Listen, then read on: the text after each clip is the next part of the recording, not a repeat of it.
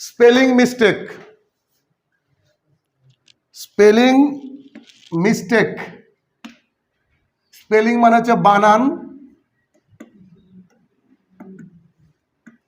আর mistake মানে কি? ভুল হওয়া, তাই না? তো স্পেলিং মানে মানে বানান, আর মিস্টেক মানে ভুল হওয়া। আমরা বেশিরভাগ মানুষ, শিক্ষিত হোক বা একটু কম শিক্ষিত হোক, বেশিরভাগ মানুষের স্পেলিং মিস্টেকটা হয়, বানান ভুল হয়। ফেসবুকে পোস্ট দেখলেই মোটামুটি 2-4 লাইন লিখলে 2-3টি বানান ভুল কমন পাওয়া যাবে। আর এমন এমন অর্থ দাঁড়িয়ে যায় এই বানান ভুলা, মানে হাস্যকর একটা ব্যাপার হয়ে যায়। হ্যাঁ, এমনকি নিজের নামের বানান বহুজনের ভুল দেখেছি আমি। নিজের নামের বানানটাও ভুল আছে ফেসবুকে, এরকম বহু আছে কিনা? আছে। তো আসলে স্পেলিং সম্পর্কে আমাদের ধারণাটা নাই, এজন্য হয়। ঠিক আছে না? আচ্ছা, তো এবার আমরা এক এক করে সব নিয়মগুলো দেখব। ঠিক আছে না? এক এক করে সব নিয়মগুলো দেখব। ফার্স্ট দেখো, আসলে এগুলো কিন্তু নিয়মকে নিয়ম মনে করো না, হ্যাঁ, যে স্যার নিয়ম বানিয়েছেন আমাদের জন্য, আসলে না। এগুলো এক একটা মাস্টার স্ট্রোক, নাকি? Master stroke. হ্যাঁ, দেখো, প্রথমে নিয়ম ক লিখেছি, একবারে খাঁটি বাংলা ভাষায় তোমার জন্য লিখেছি, যাতে করে তোমরা বুঝতে পারো। কেমন? ফার্স্ট, সি সাউন্ড হলে ই আই হবে। ওখানে হবে আমি লিখিনি, আসলে সি সাউন্ড হলে কি হবে? ই আই হবে। ফার্স্ট নিয়ম, স্পেলিংয়ের প্রথম নিয়ম, বানান কারেকশনের ফার্স্ট নিয়ম, যে যদি কোনো ওয়ার্ড, শব্দকে আমরা বলতে গিয়ে সি এই সাউন্ড আসে, কি সাউন্ড? সি এই সাউন্ডটা আসে, তাহলে আমাদের কি হবে? ই আই হবে। কেমন ই আই হবে একটু খেয়াল করি। লিখেছি আমি ডিসিভ, কি লিখেছি?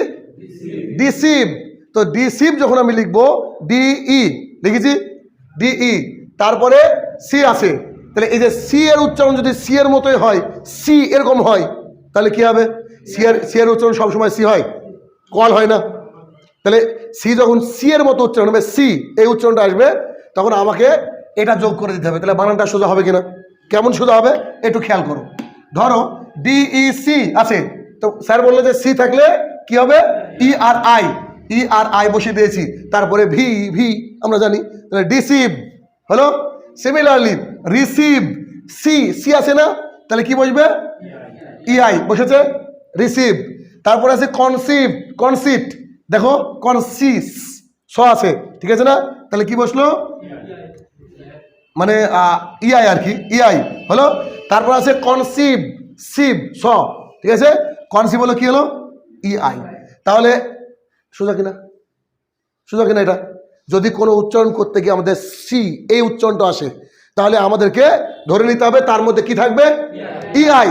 এখন তুমি এভাবে শিখছো, কিন্তু পরীক্ষায় যখন একটা ওয়ার্ড দেখবা, সেটাকে যখন সি দিয়ে উচ্চারণ করবা, যদি দেখো ওর মধ্যে ইআই নাই, তাহলে ওটাই এরর, ঠিক না? স্পেলিং মিস্টেক, ওটাই মিস্টেক। তোমাকে মিস্টেকটা তো করতে হবে, মানে মিস্টেকগুলোকে আগে তো দেখে নিতে হবে কোনটা মিস্টেক, ঠিক আছে না? তো স্পেলিং মিস্টেক ধরতে গেলে যখন দেখবা ডিসিভ, রিসিভ, প্যাসিভ, অমক তমক এরকম যা থাকবে, তাহলে সি, এই সি এর উচ্চারণটা আমার দন্তি স এর উচ্চারণ হবে, কিন্তু স এটা হবে না, কিন্তু কি হবে? সি। যদি সি হয় তাহলে সেই ক্ষেত্রে কি হবে? ইআই। একই বাক্যে ডবল জিনিস শিখে নাও।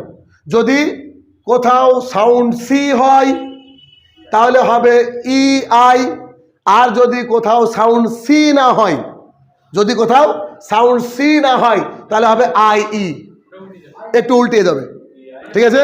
তাহলে ডিসিভ, রিসিট, আমরা বলি রিসিট, দেন রিসিট, কনসিট, তাহলে এই যে সি আসছে, তাই হয়ে গেল কি? ইআই। এবার এটাকে কি করে মনে রাখবো? সি আসছে তাই সিই মনে যাবে না? সিই, তাহলে ইআই। এবার সি হচ্ছে না, তখন এটা উল্টে যাবে, আইই। যদি সি সাউন্ডটা না হয়, কেমন? অ্যাসিভ, সি হচ্ছে অ্যাসিভ, সিভ আসছে, কিন্তু আমি বলছি সি, ডিসিভ, আর এখানে অ্যাসিভ স আসছে না, তাহলে কি হবে আমার? অ্যাসিভ হলে আই হবে কিনা? আছে আই হলো। দেখো বিলিফ, স আসছে, তাহলে বিলিফ, ওরকম সাউন্ড হলে কি হবে? আই। তারপর দেখো ফিল্ড কি হবে? আই। তারপরে আছে রিলিভ, রিলিভ কি আসছে আই। Concept clear?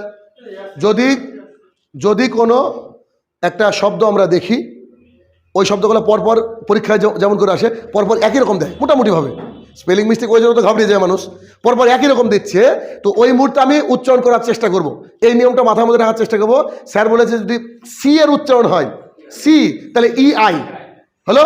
আর যদি ওই উচ্চারণটা সি এর মতো না হয় কিন্তু স এর মতো হয় বা এরকম কিছু হয়, তাহলে কিসের মতো হয় সেটা দেখবো না। সি হলে ইআই, আর সি না হলে বিলিভ, ওরকমই শব্দ কিনা, বিলিভ, রিলিভ, তারপরে তোমার হচ্ছে কি ফিল্ড, তারপরে হচ্ছে অ্যাসিভ, ঠিক আছে না? এরকম যখন আসবে তখন কি হবে আই ই। ক্লিয়ার হয়েছে? পুরো ক্লিয়ার না? তাহলে এইটুকু মাথার মধ্যে রাখতে হবে। বলো দেখি নিয়ম খ। নিয়ম খয় কি বলা হচ্ছে? শব্দের শেষে ওয়াই এবং ওয়াই এর আগে ভাওয়েল থাকলে, শব্দের শেষে ওয়াই, শব্দের শেষে কি ওয়াই আর ওয়াই এর আগে ভাওয়েল থাকলে, আমার সমস্ত লেটারের মধ্যে 5টাই ভাওয়েল, বাদ বাকি সব কনসোনেন্ট। তাহলে ভাওয়েলগুলো আমরা জানি। তাহলে বাক্যের শেষে কি থাকলো ওয়াই থাকলো, আর ওয়াই এর আগে কি থাকলো ওয়াই, মানে মানে ওয়াই এর আগে ভাওয়েল থাকলো, মানে এ থাকলো, ই থাকলো, আই থাকলো, ইউ থাকলো। যদি থাকে তাহলে পরিবর্তন হবে না, পরিবর্তন হবে না। এখানে লিখলাম কেমন? যদি তার সাথে কোনো কিছু যোগ করি তবে পরিবর্তন হবে না। যদি তার সাথে কোনো কিছু যোগ করি, ছিল বয়, করলাম বয়েজ, কেন? ওয়াই পেয়েছি শেষে, ওয়াইয়ের আগে কি ওয়াইয়ের আগে যদি ভাওয়েল থাকে, তার সাথে কোনো কিছু জুড়তে গেলে পরিবর্তন হবে না। ক্লিয়ার করে নাও। বাক্যের শেষে কোথাও আমরা পেলাম ওয়াই, ওয়াইয়ের আগে এ ই আই ও ইউ পেলাম, তাহলে তার সাথে যদি ওই বাক্যটার সাথে যদি আমরা কোনো কিছু জুড়ি পরিবর্তন হবে না। যা আছে তার সাথে সেই বাক্যটা লাগিয়ে দেবো। হ্যাঁ, মূল বাক্যটা একই থাকবে। এখানে বয় ছিল, আমার বয়েজ করতে হতো, এসটা এসি থাকলো আমার। আচ্ছা, পরিবর্তন হবে না বললাম, হয়েছে? পরিবর্তন হবে না। কিন্তু কনসোনেন্ট থাকলে, কনসোনেন্ট থাকলে ওয়াই এর জায়গায় কি হবে আই হবে। আচ্ছা, এবার আমি বলি, এখানে ঠিকই আছে এটা। বাক্যের শেষে কি আছে কি দেবো কালার? বাক্যের শেষে ওয়াই আছে, ওয়াই এর আগে যদি কনসোনেন্ট থাকে, ওয়াই এর আগে যদি কনসোনেন্ট থাকে, তাহলে আমার কি হবে? এই কনসোনেন্ট থাকলে আই হবে। কিসের জায়গায়? ওয়াই এর জায়গায় আই হবে। তাহলে ওয়াই, এই যে ওয়াই, ওয়াই এর জায়গায় কি হবে আই হবে। দেখো হ্যাপি, হ্যাপি ওয়াই ছিল, ওয়াইটাকে তুলে কি করেছি হ্যাপিলি করেছি। বোঝা গেল? 2 নম্বর আছে বেবি, ওয়াই আছে, ওয়াই এর আগে কি আছে ওয়াই এর আগে বি আছে, মানে কনসোনেন্ট। তাহলে বেবির সাথে ই করতে গেলে কি হবে ই, আইটা উঠে গিয়ে ওয়াইটা উঠে গিয়ে আই হবে, তার সাথে ই যোগ হলো। বুঝতে পেরেছো? এবার 3 নম্বর নিয়ম, নিয়ম গ। শব্দের শেষে ই আই ই, শব্দের শেষে আই ই থাকলে তার জায়গায় ওয়াই হবে। যদি কোনো ওয়ার্ড দেখো যেটা শব্দের শেষে তোমার থাকছে আই ই, যখন কোনো বাক্যের মধ্যে কোনো ওয়ার্ডের মধ্যে তুমি পাবা আই ই থাকছে, আই ই, তাহলে সেখানে কি হবে ওর জায়গায় আই টোটাল জায়গায় কি হবে ওয়াই হবে। দেখো এবার আচ্ছা, টাই, আই আছে না, টাই মানে বাধা, আই, তার সাথে আইএনজি যোগ করছি, কি হলো টাইং। দেখো আই আর ই সমান সমান কি আই আর ই সমান সমান ওয়াই, এটুকু মাথার মধ্যে রাখতে হবে। এটা ফর্মুলা, আই আর ই সমান সমান ওয়াই যদি শব্দের শেষে থাকে, হলো। এবার ডাই, দেখো ডাইং হলো। তারপর আছে লাই, মিথ্যা কথা বলা, তার সাথে লাইং। বোঝা গেল? এটা আরো সোজা, সোজা কিনা? তাহলে যে শব্দের শেষে যদি কোথাও আই ই পাই, আই ইটাকে উঠিয়ে দিয়ে কি করব ওয়াই করব। যদি কোনো কিছু আমাকে যুক্ত করতে হয়, এরকম আইএনজি হোক কোনো কিছু যখন যুক্ত করতে হবে, তখন আমার কি হবে ওয়াই হয়ে যাবে। এই ফর্মুলাটা মাথার মধ্যে রাখতে হবে। ক্লিয়ার? আচ্ছা, নিয়ম গ 3 নম্বর হলো নাকি?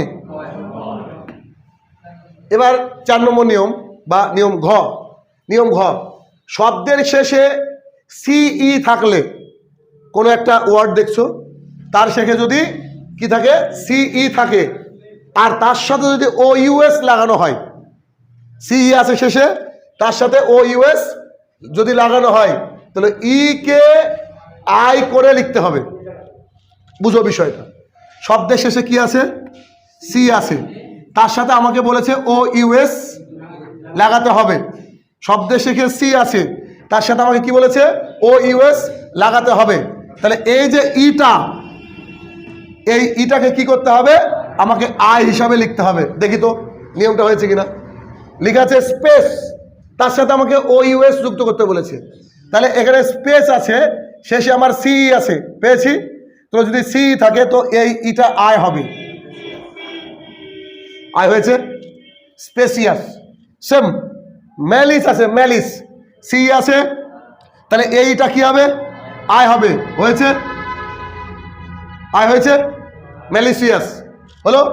তারপর আছে গ্রেস, ও ইউএস যুক্ত করতে হবে, ই এর বদলে আই হবে, হয়েছে গ্রেসিয়াস। ক্লিয়ার না? ক্লিয়ার কিনা? না, প্লাস যুক্ত করা থাকবে না। তোমার বাক্যটা দেখো, ধরো তোমার পরীক্ষা এসছে, কি করে আসতে পারে? এক ঝলক, এক ঝলক দেখো পরীক্ষায় কি করে আসতে পারে। ধরো তোমাকে দিল গ্রেসিয়াস, ঠিক আছে, বললো যে এর মধ্যে চুজ করো কোনটা মিসস্পেলড, ঠিক আছে, কোনটা মিসস্পেলড। তো থাকলো এ নম্বরে থাকলো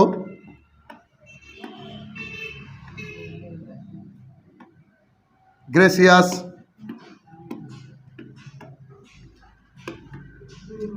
গ্রেসিয়াস, সি নম্বরে কিছু একটা থাকলো, ডি নম্বরে কিছু একটা থাকলো, ঠিক আছে। এবার এরকম থাকলো। এবার তুমি যখন, মানে একই থাকবে, কিন্তু সব একই থাকবে, একটা অক্ষর ডবল থাকবে, আর একটা অক্ষরেই থাকবে, এই ঝামেলা থাকবে। যদি তাই থাকে, আর তোমার এবার এই রুলসটা মাথার মধ্যে আসবে যে স্যার বলেছিল সেখানে যদি সিই থাকে, তাহলে ওই সিই এর ইটা আয়ে পরিবর্তন হয়ে যায় যদি ও ইউএস লাগাতে হয়। তা আমার ও ইউএস আছে, স্যারের কথা মনে পড়ছে, বাক্যে শিখে সি আছে, স্যারের কথা মনে পড়ছে, ওহো তাহলে তো এটা হবে না, এটা হবে কি?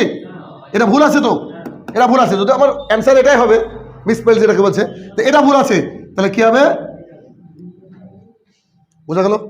যদি আমাকে বলে যে ভুলটা কারেক্ট করো, ভুলটা করতে হবে। আর যদি সঠিকটা, যদি সঠিকটাই বলে, তাহলে উত্তর আমার কি হয়ে যাবে? ই। তাহলে আমরা কি করে পারলাম? মানে বুঝতে পারলাম না? মানে বোঝার দরকার নাই, বাংলা তো অর্থ করেছি, বাংলা তো অর্থ করার প্রয়োজন নাই। শুধু এই রুলসগুলা কি করতে হবে? মাথার মধ্যে রাখতে হবে। যে স্যার যেভাবে বললো ওটা মাথার মধ্যে আমি যদি রাখি, আর রুমে গিয়ে যদি 2 থেকে 3 বার পড়ো, ঠিক আছে, আর একবার যদি ক্লাসটা আমি রিপিট করি, তা আমি একদম পুরো আশাবাদী তোমাদের এটা লাইক এ ওয়াটার, পানির মতো সোজা হয়ে যাবে। ঠিক আছে না? তাহলে এই বাক্যে আমরা শিখলাম, কোথাও যদি সিই থাকে, কোথাও যদি সি থাকে, তার সাথে যদি ও ইউএস যুক্ত হয়, তাহলে আমাদের এই ইটা পরিবর্তন হয়ে যায় আই। ক্লিয়ার একদম? ওকে। এরপরে